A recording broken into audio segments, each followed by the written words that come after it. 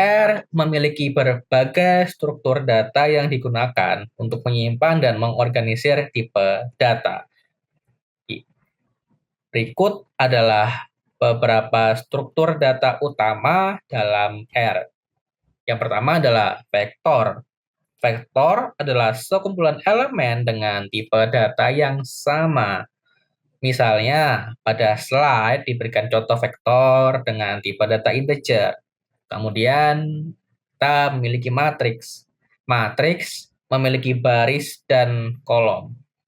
Dan digunakan untuk menyimpan data dalam format tabel. Sebagai contoh, pada slide diberikan matriks berukuran 3 kali 3 dengan elemen adalah angka 1 sampai 9. Kemudian array. Array mirip dengan matriks, tetapi array dapat memiliki lebih dari 2 dimensi. Tidak hanya terpaut pada baris dan kolom saja.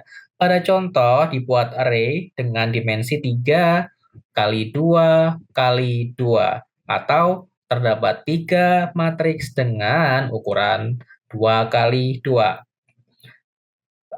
Matriks dan array harus memuat tipe data yang sama. Kemudian kita memiliki data frame. Nah, data frame adalah struktur data 2 dimensi, baris dan kolom. Kemudian yang menjadi pembeda dengan matriks adalah setiap kolom dapat memiliki tipe data yang berbeda. Sebagai contoh, pada slide, kolom nama bertipe karakter, sedangkan kolom umur dan tinggi bertipe numerik. Data frame seringkali digunakan untuk menyimpan dataset. Pada contoh adalah dataset mengenai nama, umur, dan tinggi. Kemudian terdapat list. List adalah struktur data yang fleksibel yang dapat menyimpan elemen-elemen dengan tipe data yang berbeda.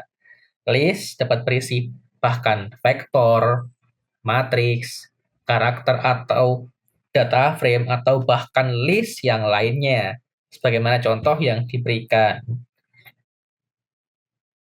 Sehingga struktur data perlu diingat adalah suatu objek untuk menyimpan dan mengorganisir tipe data. Setelah Anda memahami tipe dan struktur data pada R, Anda dapat lanjutkan pada operator di R. Memahami operator di R sangat penting.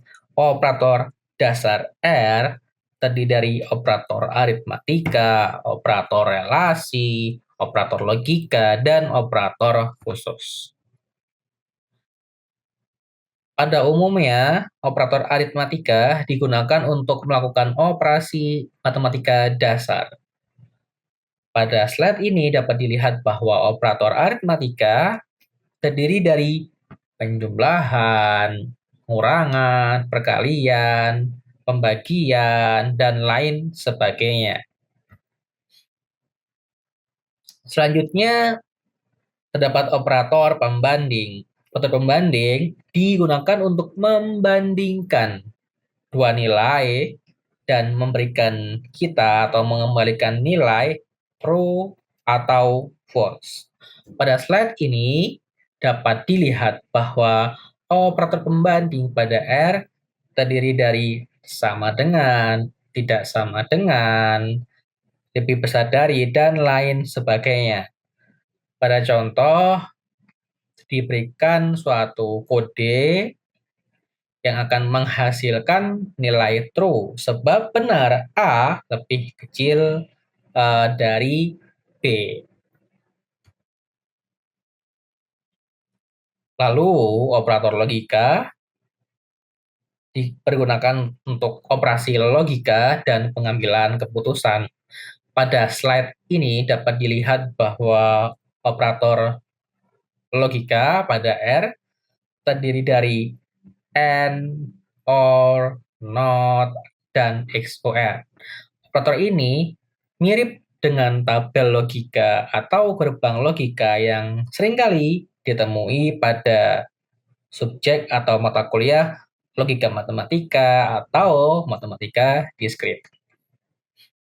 R juga memiliki beberapa operator khusus untuk suatu tugas-tugas tertentu, seperti membuat urutan angka, memeriksa apakah suatu elemen ada di dalam sebuah vektor, atau mengakses elemen dalam data frame atau list. Memahami dasar pemrograman R memungkinkan Anda untuk mengontrol alur eksekusi kode Anda melalui struktur kendali serta melakukan perulangan. Selain itu, R juga mendukung pembuatan fungsi untuk menyederhanakan proses yang berulang. Dengan memahami konsep ini, Anda dapat menulis kode-kode R yang lebih efisien dan modular dalam melakukan analisis data. Pada slide ini dapat dilihat contoh dari penggunaan struktur kendali pada R. Pada contoh, untuk memeriksa apakah A lebih besar dari B. Jika benar, jatuh pada keadaan pertama. Jika salah, A bernilai sama dengan B misalkan, maka jatuh pada keadaan yang kedua, di bawah kondisi else if. Jika tidak memenuhi keduanya, maka jatuh pada keadaan ketiga, di bawah kondisi else. Kemudian pada slide ini dapat dilihat contoh dari penggunaan struktur perulangan pada R. Terdapat bentuk lain dari struktur perulangan pada R menggunakan while dan repeat, sedangkan yang diberikan pada set adalah contoh penggunaan dari perulangan for. Konsep tersebut dapat dilihat lebih detail pada lab tutorial atau praktikum yang telah dibagikan pada awal slide. Untuk mendukung reprodusibilitas dari pekerjaan Anda atau kode-kode Anda, dikenalkan suatu framework atau kerangka kerja atau mekanisme yang disebut sebagai R Markdown.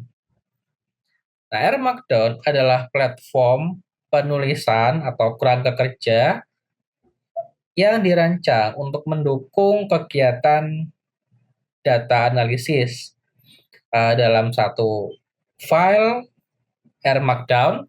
Anda dapat menyimpan dan menjalankan kode serta menghasilkan laporan yang berkualitas dan siap dibagikan kepada audiens.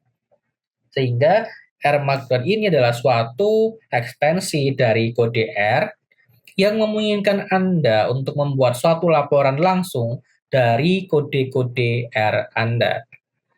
Nah, selain itu, dokumen R Markdown sepenuhnya dapat dijalankan ulang oleh orang lain dan mendukung berbagai format output seperti PDF, HTML, dan lain sebagainya.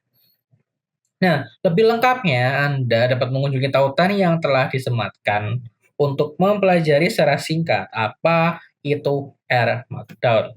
Nah, slide ini juga mengakhiri bagian pertama. Sampai jumpa